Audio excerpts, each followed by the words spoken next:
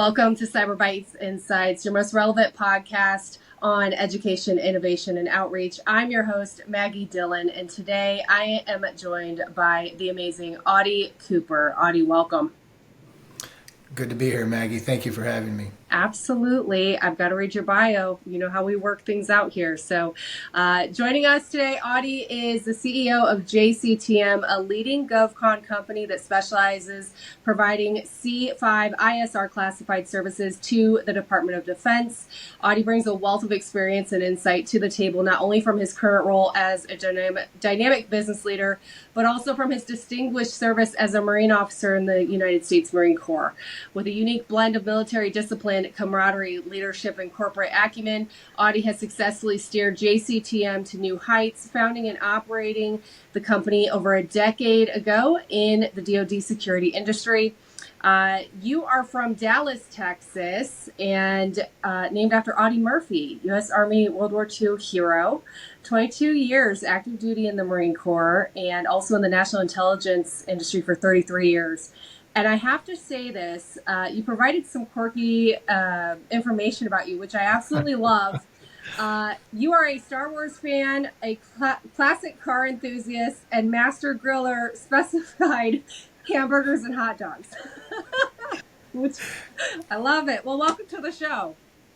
Yeah, thanks for having me, Maggie. And I tell you, to you and Caesar and the entire Cyber Bytes Foundation family, it's a real honor to be here today. Thank you. Absolutely. And thank you for your service. We really appreciate all of our veterans that we're getting in with our partnerships and whatnot. And I may lose some fans here when I say this, since you're a Star Wars fan, but I'm a Trekkie. So there's that. Well, and we'll kind of dive right in. There's been some great things going on with JCTM, and we really want to talk about what exactly it is that this organization does. So we'll kick off maybe with that. Tell us a little bit more about your company.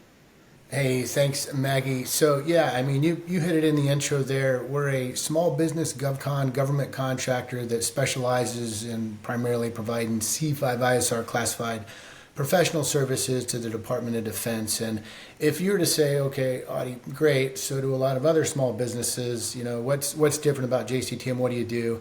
I would say that proudly that we are known for having a highly skilled, very senior level veteran government civilian employee base.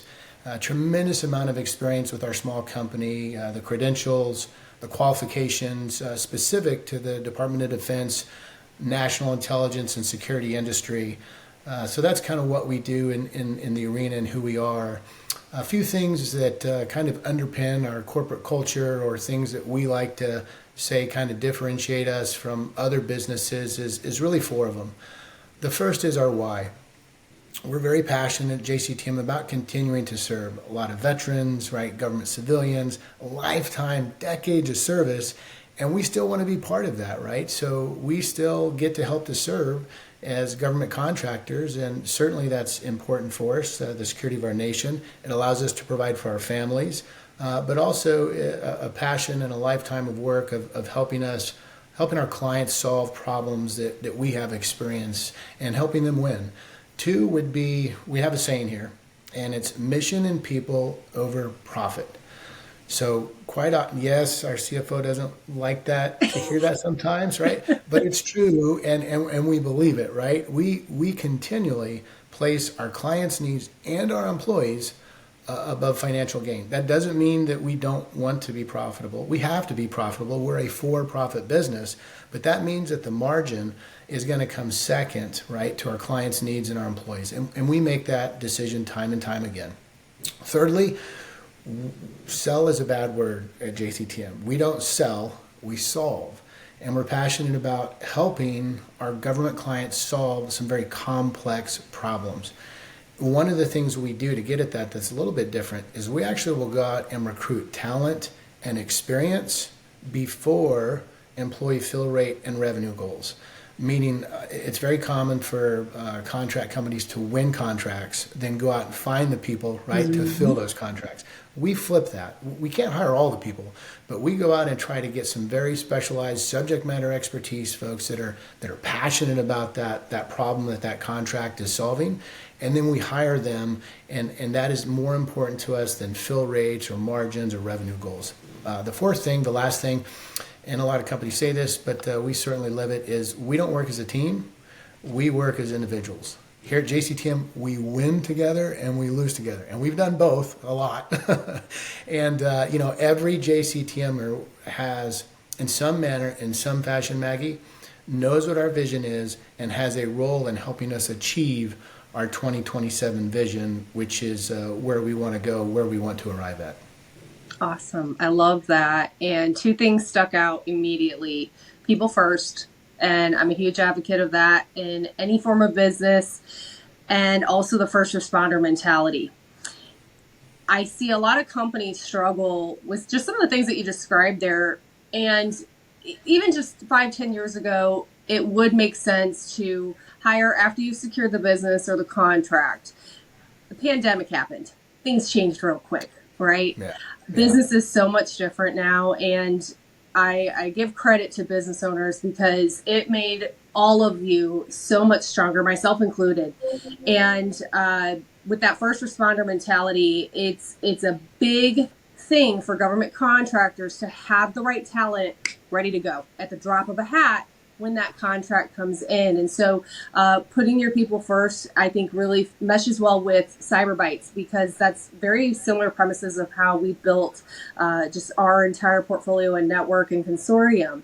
So kind of segues into my next question, which would be, what made JCTM want to partner with Bytes Foundation? Yeah, great question. And, truth be told, kind of telling on myself for a little bit, we've been, a bunch of Intel folks, right? So we've been watching Bytes for probably the past 3 years. And you guys have been fantastic when you got your facility there outside Quantico, state-of-the-art facility. And we are kind of poking around.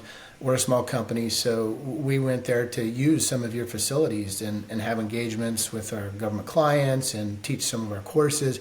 And you guys are just absolutely fantastic, and got to know you over, CBF, got to know Caesar, the team, what you guys stand for. And it became very clear that our corporate culture, our values were very similar, equally yoked. Certainly, we're a for-profit business, but what you guys are doing with academia, industry, and also the local community and the youth, we're super passionate about that as well. I think you guys have your summer STEM kind of intern thing going on there, and that's absolutely fantastic. I've heard so many great things about that. So you guys cover a lot of ground, and it's kind of the whole community ecosystem enterprise, from industry down to local communities and families. And that is just absolutely fantastic. So getting to know you guys, and then kind of your formal partnership program started, and then for you guys to accept JCTM into that partnership, it's really exciting. And I think probably most importantly is the core competencies that you have there at Bytes Foundation, and JCTM's core competencies align: cybersecurity, IT, technology, AI integration. Those are areas that we specialize in. We want to help our clients. We want to grow in those areas. And to see you guys aligned with that in where you at, it was just a no-brainer for us. Awesome. It's interesting that you brought up the whole family aspect. We have been really pushing hard with our STEM summer camps and internships. We are always looking for interns, but especially on the summer camp side, we have our Titans camp. We have Teeny Titans, which is your 6 to 11 age range of children, and then it's K through 12 ultimately. But one of the challenges that we've had is really just getting the word out, and I think that our partnerships is a great way for us to work together to help fill those camps, because like you said, we put people first, and I am a huge advocate of education and children. So us sharing what we have learned with these kids that are so much more technologically advanced than we were. We didn't even have the internet when we were kids, so watching them grow into that and then utilizing just our own passions for filling those camps and everything is a huge deal. It's been a challenge. With regards to our technology, I'm seeing astronomical things. We already had a lot of really great things going on. And as far as the partners that we're bringing in, there's a lot of offerings, especially with JCTM. I know we're really excited about. You are going to be doing an event at QCH that we're already in the works of planning out here. That being said, I just spoke to some of our challenges. What for your organization? And I asked this question. Let me preface this before I ask it. Sometimes when we don't talk about our challenges, conversations don't happen and solutions can't occur, right? So with that being said, what have been some of the biggest challenges with JCTM in this industry in particular? Yeah, another great question. And if anything, I've been accused of over divulging my problems to some of our staff at times. And I tell you, we've got great staff, but it's tough, right? I mean, just to throw out a few facts, and I'll quote the sources here, but in 2010, there's 125,000 small businesses registered doing business with the government. In 2020, that number's almost half at 70,000. And then if some are saying right now, because that was kind of pre-COVID, then you take COVID, and now some are saying that's down to like 50, 40,000 small businesses. And that, you can, Labor Department, National Equity Atlas, GovWin, SBA, they're all saying that. So the number of small businesses is going down. Now that's across the United States. If you look specific at the Department of Defense, it's complex, right? The challenges to get to your question here. But, $159 billion was awarded from the DoD to small businesses in 2022. Okay, so that's fantastic. Wow, that's great. That's a record, right? The problem is the number of small businesses receiving those contracts was fewer than half compared to 2010. Okay, so we have this downward trend of national small businesses, right? And then you have the DoD that's awarded more money than ever before to small businesses to half of what they normally award to. And that's challenging, right? It's a super competitive landscape. And then you take that and you throw on top of that things like category management, where the government is pursuing, these large vehicles for all the right reasons, but these large vehicles, tens of hundreds of billions of dollars of ceilings, right? 5-10 year contracts. And it's very challenging for small businesses to compete on those large IDIQs and GWACs and get a seat. Then you take cybersecurity, right? Things like CMMC, the certification, right? Our logistical supply chain, super important things. And I'm not saying we don't need to be secure with our, business systems and networks and computers and communication devices if we want to work with the federal government. But it's challenging for a small business, right, to have that infrastructure, to have those qualifications, to have the tail that comes to pay to get those. And then to have the qualifications and the past performance with category management. Audie, you're complaining. I'm just telling you some of the challenges that we have as small business owners. We've been operating for a decade, so.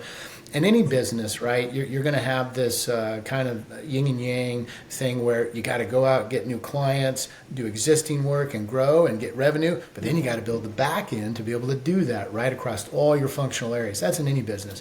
But with GovCon, I think there's some unique challenges, and we're overcoming those by taking advantage of the resources that are out there from federal, state governments, organizations like yours, Maggie, with the Bytes Foundation.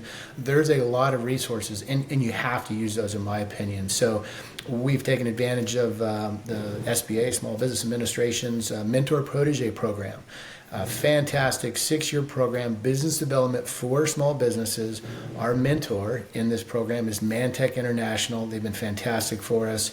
And, from there, you're able to stand up joint ventures and do different things. That's helped us with category management. That's helped us competing with a lot of these large IDIQ GWACs and things of that nature. And then with the certifications, small business certifications, you just have to go out there and get them, right? You have to have the people, stay the course, go out there and get those. So those are some of the challenges that, at least in my opinion, Maggie, that we're seeing, and some of the things we're doing to try to overcome those. You mentioned a comment to me. And I always come at it from a different angle. And I'm proud to say that these types of podcasts are happening because the government needs to hear them, the military needs to hear them, small businesses, enterprises, everybody, right? You said that they're choosing the larger enterprise organizations for all the right reasons. Yes, but I'm a tech portfolio advisor. And I've worked in the government, I've worked with veterans, I've worked with these nonprofits like Bytes, I've worked with organizations like yourself.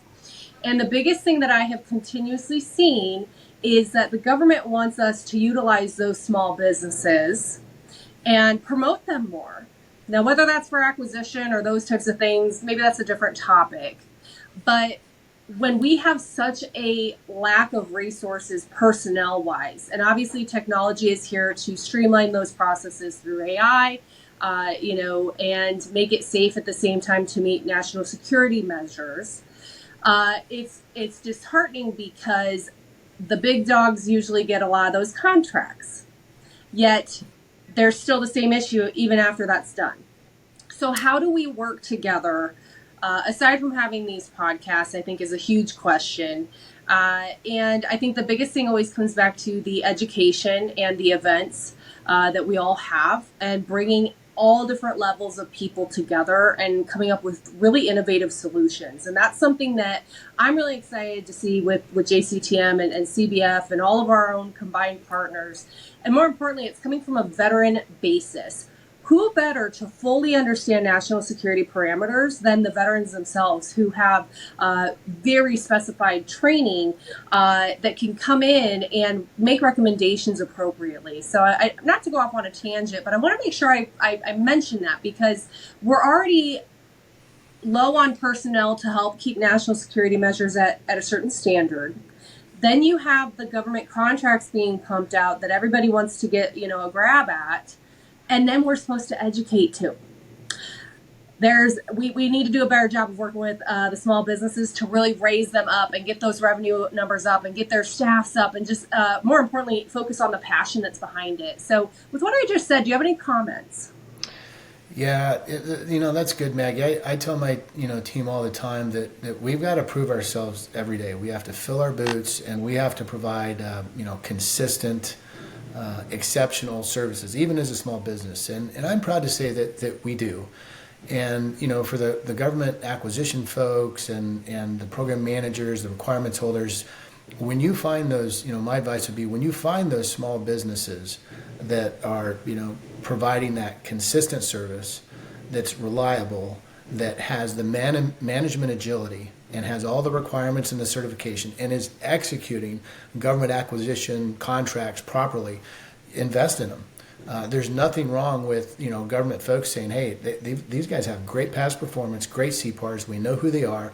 Let's find the right FAR, DFAR system, process, sole source, whatever you want to call it, to make that work.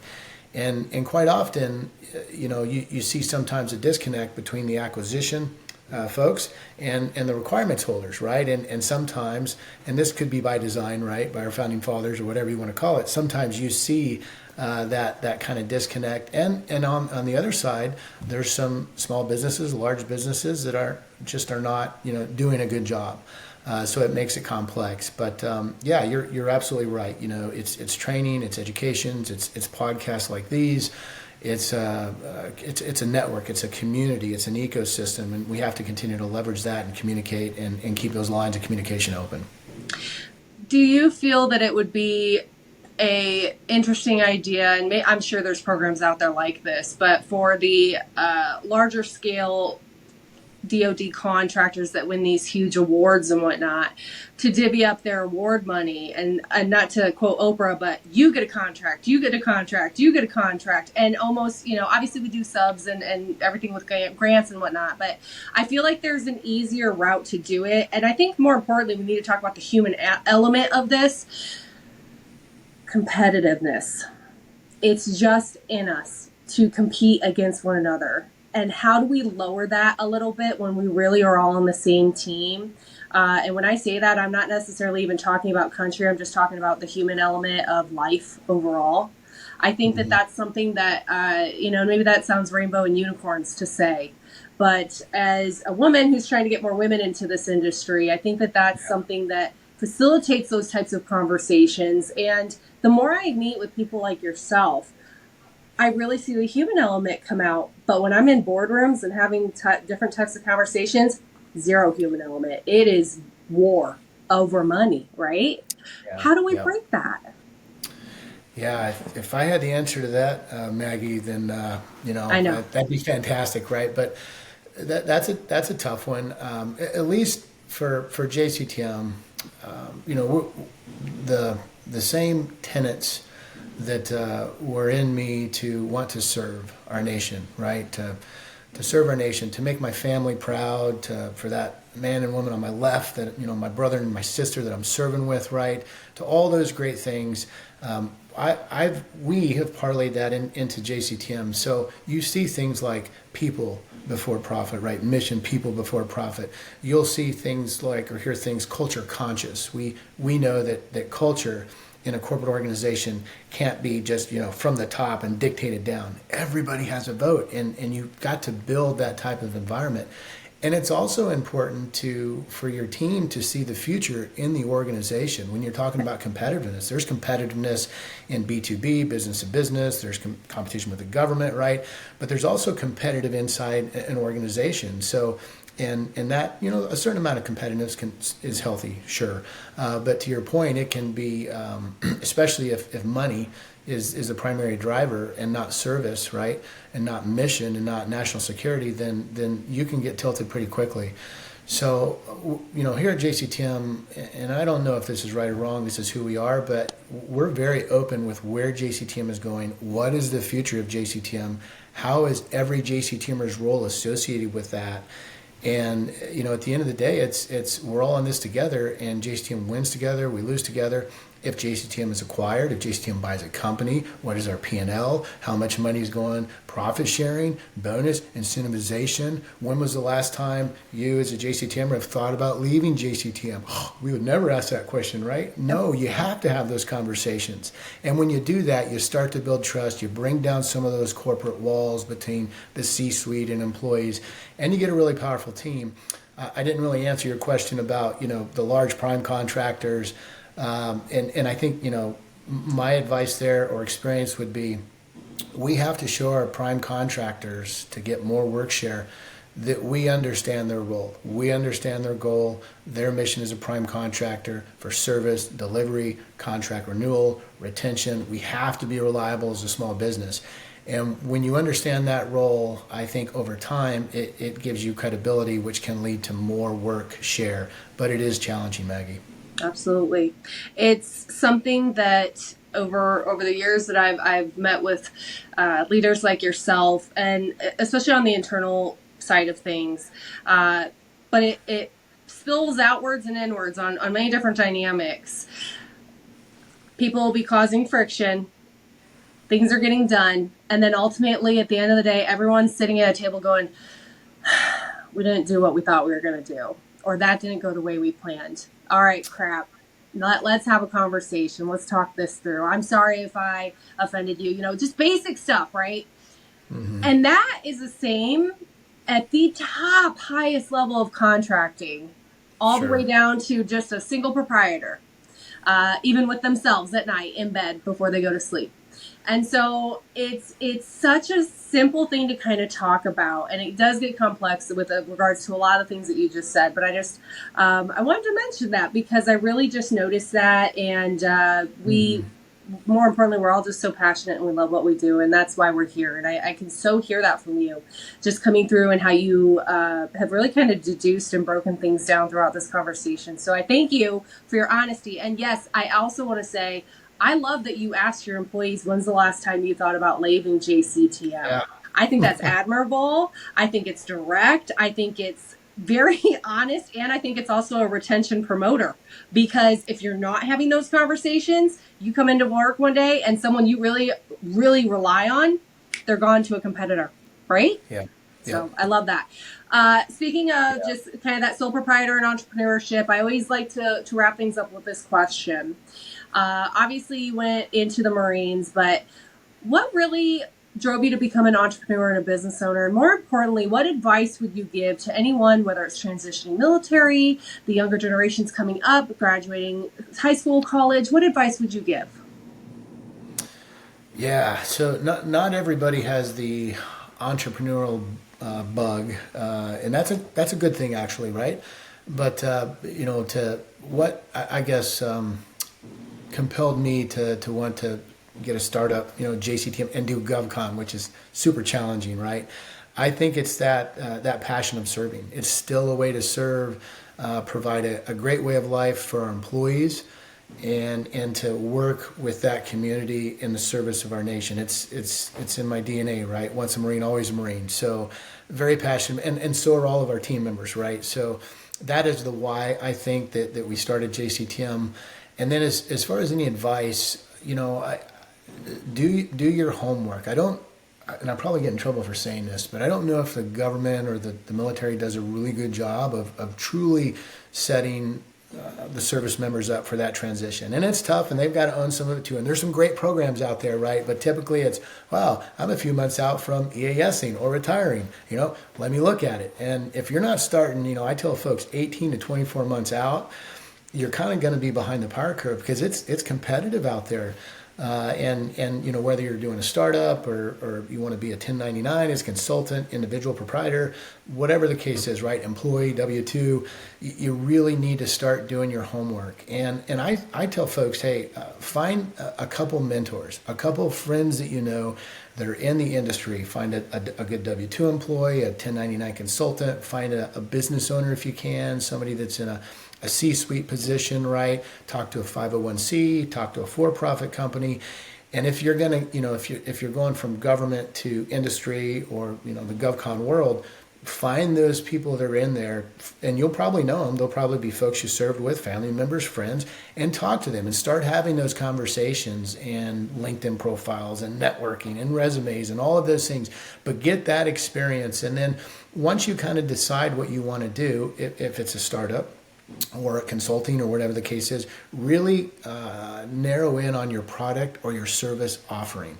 I want to do IT, cybersecurity. Well, that's too broad. You really need to get down to that and identify what your discriminators and differentiators are going to be, what clients, I always tell folks, hey, pick, Audie, there's billions of dollars out there. Well, I don't know. You need to pick one or two or three clients and stay focused, be consistent on that, know what your product or service is, know what that differentiator descriptor is, and know that it's going to take time. Keep that relationship with your mentors, 18, 24 months if you're going to get into the GovCon startup world to get going to generate revenue.